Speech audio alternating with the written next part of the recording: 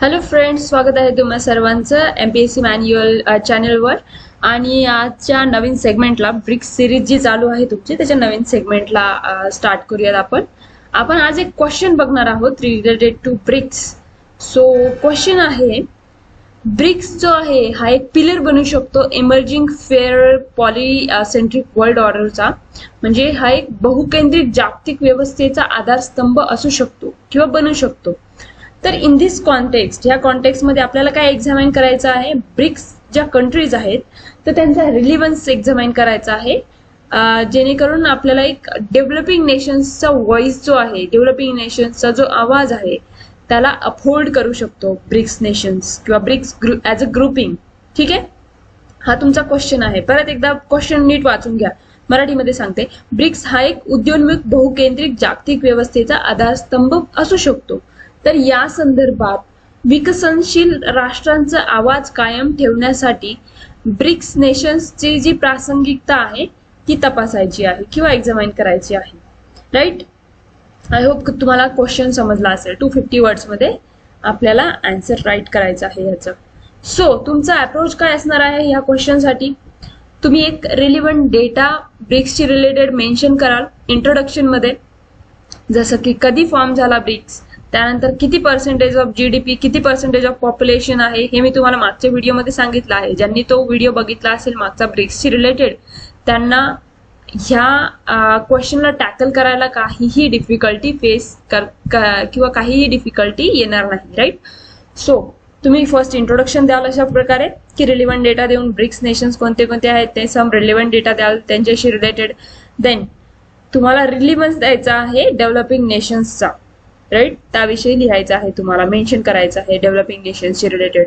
Then तुम्ही conclude कशाने कराल, निष्कर्ष कशाने द्याल ऍट द लास्ट. तर इंडिया कशा प्रकारे बेनिफिट करू शकते ह्या ग्रुपिंग पासून. राईट, तर ह्याविषयी तुम्हाला मेन्शन करायचं आहे तुमच्या आन्सर मध्ये at the end in your conclusion. Okay, so हा तुमचा अप्रोच असणार आहे क्वेश्चनला टॅकल करताना. Right, so you start your answer. कशा प्रकारे कराल तुम्ही आन्सरला स्टार्टिंग, की ब्रिक्स जे कंट्रीज आहेत त्या टुगेदर अकाउंट करतात किती percentage of world population, 42% world population, आणि a third of global GDP.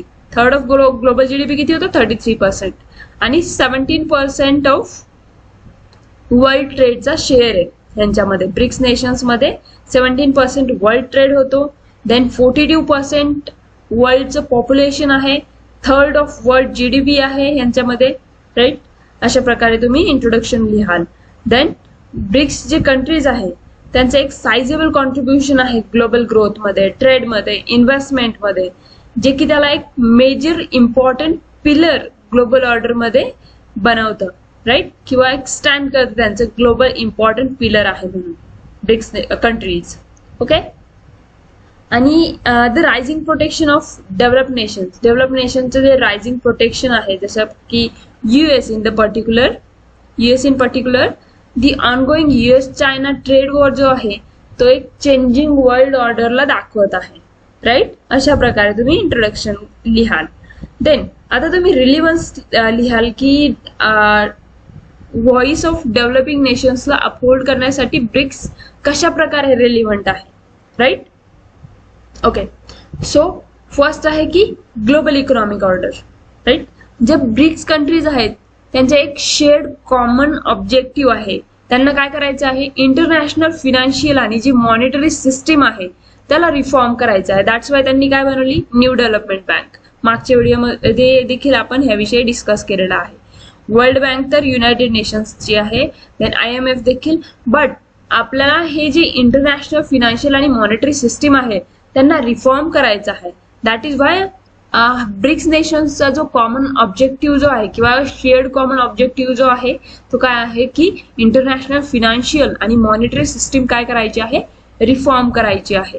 All right, then एक स्ट्रॉंग डिझायर आहे ह्या कंट्रीजकडे. काय करायचं आहे तर मोर जस्ट वर्ल्ड त्यांना बनवायचं आहे, बॅलन्स्ड इंटरनॅशनल ऑर्डर त्यांना बनवायची आहे. राईट, आणि एक इन्स्टिट्यूट आहे, जसं मी तुम्हाला सांगितलं इन्स्टिट्यूट ह्यांची कोणती आहे इन्स्टिट्यूशन, ब्रिक्स नेशन्सची न्यू डेव्हलपमेंट बँक.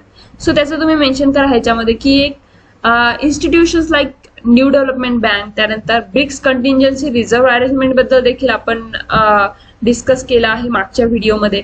सो ते काय प्रूव्ह करतात की व्हायबल अल्टरनेटिव्ह आहेत हे कशाला, तर ग्लोबल इकॉनॉमिक गव्हर्नन्सला हे एक व्हायबल अल्टरनेटिव्ह आहेत. आणि अर्लियर काय होतं की इन्स्टिट्यूशन्स लाईक वर्ल्ड बँक असेल, IMF असेल, तर हे काय होतं की डेव्हलपिंग कंट्रीजने डॉमिनेट केलेले इन्स्टिट्यूशन्स होते ह्या वर्ल्ड बँक आणि IMF. आणि डेव्हलपिंग कंट्रीजला काय होतं की एक लिमिटेड व्हॉइस होता या इन्स्टिट्यूशन्समध्ये, राईट. त्यांच्याकडे त्यांच्या मागण्या ज्या असतील किंवा त्यांचे जे डिमांड्स असतील ते मांडण्याची त्यांच्याकडे मुभास नव्हती. आय मीन त्यांच्याकडे एक लिमिटेड व्हॉइस होता, राईट. त्यांना चान्सेस दिला नव्हता जात, अपॉर्च्युनिटीज मिळत नव्हती त्यांना, राईट. सो अशा प्रकारे तुम्ही लिहाल की एक ग्लोबल इकॉनॉमिक ऑर्डर सेट करायची आहे ब्रिक्स कंट्रीजला, राईट. ओके, देन अजून काय रिलिव्हन्स आहे, सिक्युरिटी बघा. US युनिलॅटरल विथड्रॉवल जो आहे इंटरमिजिएट रेंज न्यूक्लिअर फोर्सेस मधून युएसने एक युनिलॅटरली विथड्रॉ करून टाकलं स्वतःला या ट्रीटी मधून. त्यानंतर इराण डील मधून देखील त्यांनी स्वतःला विथड्रॉ केलं. इराणची कोणती डील होती, JCPOA, joint comprehensive plan of action. ह्याबद्दल देखील आपण पुढच्या व्हिडिओमध्ये डिस्कस करणार आहोत काय आहे exactly joint comprehensive plan of action किंवा इराण न्यूक्लिअर डील बोलता याला. तर ह्याच्यामधून युएसने काय केलं आहे, स्वतःला युनिलॅटरली विथड्रॉ केलं आहे. कोणत्या कोणत्या डीलमधून, तर intermediate range nuclear forces deal मधून आणि इराण न्यूक्लिअर डील मधून देखील स्वतःला विथड्रॉ केलेलं आहे. दॅट्स वाय जी वर्ल्डची जी सिक्युरिटी आहे किंवा ऑइलची सिक्युरिटी असेल, ट्रेड रिलेटेड सिक्युरिटी असेल, देन ऑइल अँड गॅस, जसं मी तुम्हाला फर्स्टली सांगितलं oil and gas. Okay, so ह्या सिक्युरिटीज मध्ये काय होत आहे की पूर्ण वर्ल्डला चॅलेंजेस फेस करावे लागत आहे. जसं इंडियाला चॅलेंज फेस करावं लागत आहे, राईट. बिकॉज इराणशी जो कोणी ट्रेड डील्स करेल, लाईक ऑइल और गॅस मध्ये ट्रेड डील्स करेल, ते त्याच्यावरती काय करणार आहे, युएसए काय करणार आहे, सँक्शन टाकणार आहे. जसं की आता एक टी बालाजी म्हणून एक कंपनी आहे, इंडिया बेस्ड कंपनी आहे, प्रायव्हेट कंपनी आहे, तिच्यावरती सँक्शन टाकले युएसने, राईट. सो अशा प्रकारचे जे थ्रेट आहे, सिक्युरिटी थ्रेट जे आहे, तर ते ग्लोबल पीसला काय करत आहे, चॅलेंज करत आहे, राईट.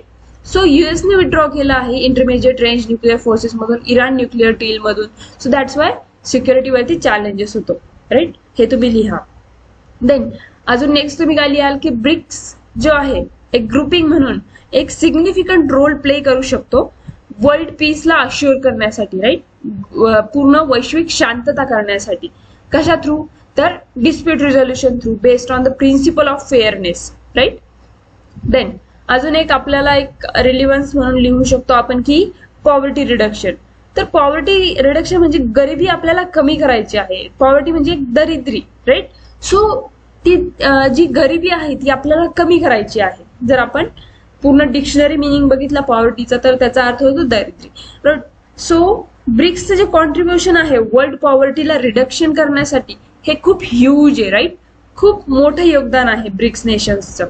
आणि ब्रिक्सची जी ग्रोथ आहे जर ती वाढत राहिली तर ती कशासाठी इम्पॉर्टंट ठरू शकणार आहे, पॉवर्टी रिडक्शनसाठी ॲज वेल ॲज इंटरनॅशनल इनइक्वालिटीज ज्या आहेत त्या रेड्यूस करण्यासाठी देखील पॉवर्टी रिडक्शनसाठी ब्रिक्सचं कॉन्ट्रीब्युशन राहणार आहे, राईट. आणि ऑलरेडी ह्याचं खूप ह्यूज कॉन्ट्रीब्युशन आहे या पर्टिक्युलर ग्रुपिंगचं पॉवर्टी रिडक्शन करण्यासाठी. सो दॅट्स वाय ही जी ग्रुपिंग आहे ही रिलिव्हंट आहे तुमच्या डेव्हलपिंग नेशन्सचा व्हॉइस अपहोल्ड करण्यासाठी, राईट. आपण आतापर्यंत 3 फॅक्टर्स बघितले आहेत, जसं की ग्लोबल इकॉनॉमिक ऑर्डर, सिक्युरिटी आणि पॉवर्टी रिडक्शन.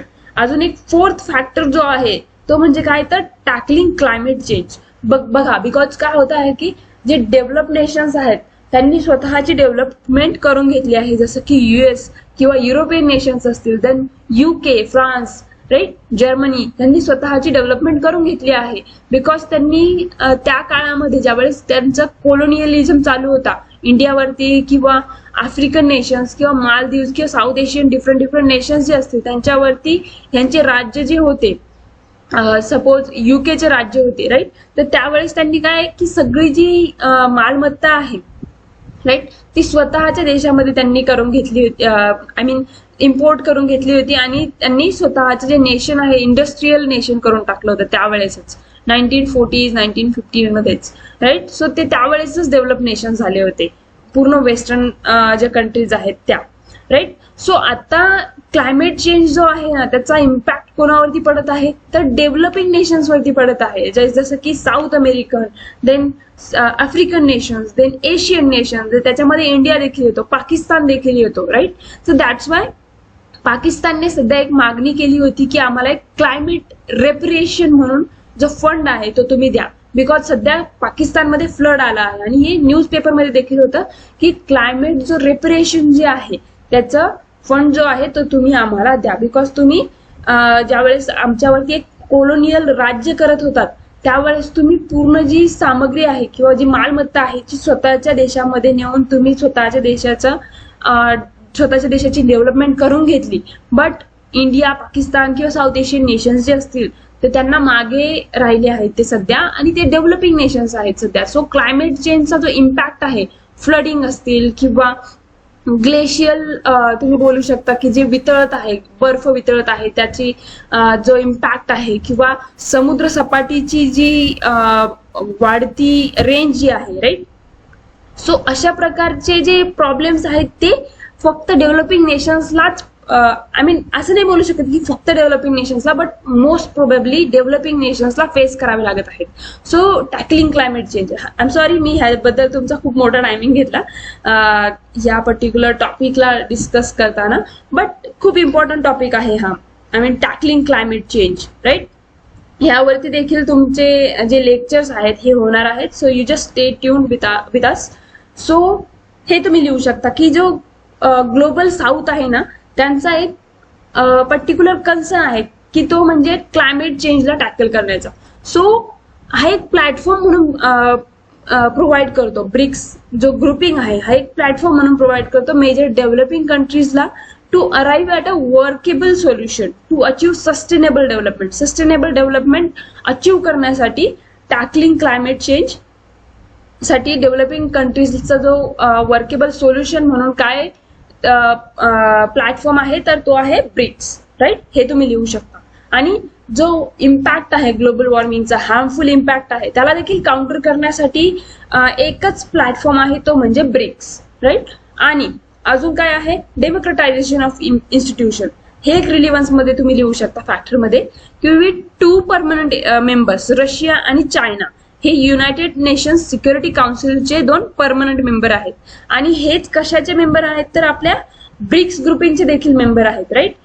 बिकॉज बघा रशिया आणि चायना हे ब्रिक्स नेशनचे देखील मेंबर आहेत, ते युनायटेड नेशन्स सिक्युरिटी कंट्रीजमध्ये देखील आहेत, राईट, परमनंट मेंबर्स आहेत.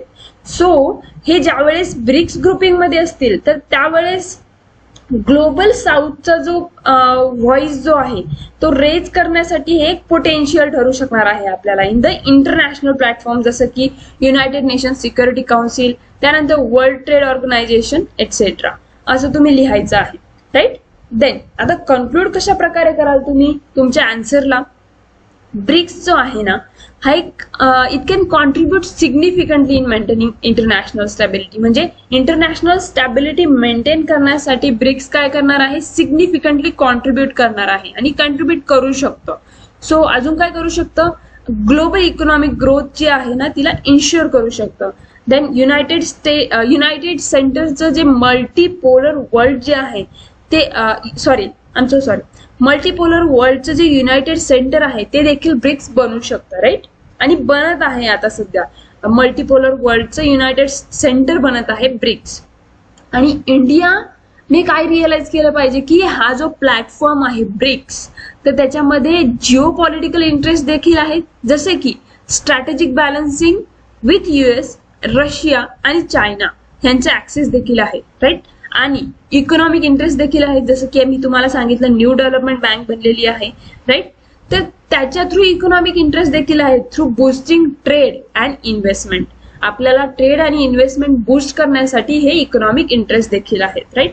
म्हणजे इंडियाने ह्याच्याकडे कशा प्रकारे बघितलं पाहिजे ह्या प्लॅटफॉर्मकडे की ह्या प्लॅटफॉर्म मधून 2 इंटरेस्ट साध्य होत आहेत इंडियाचे. जिओ पॉलिटिकल इंटरेस्ट म्हणजे काय मेंटेन करता येईल, स्ट्रॅटेजिक बॅलन्स मेंटेन करता येईल US सोबत आणि रशिया चायना ऍक्सिस सोबत.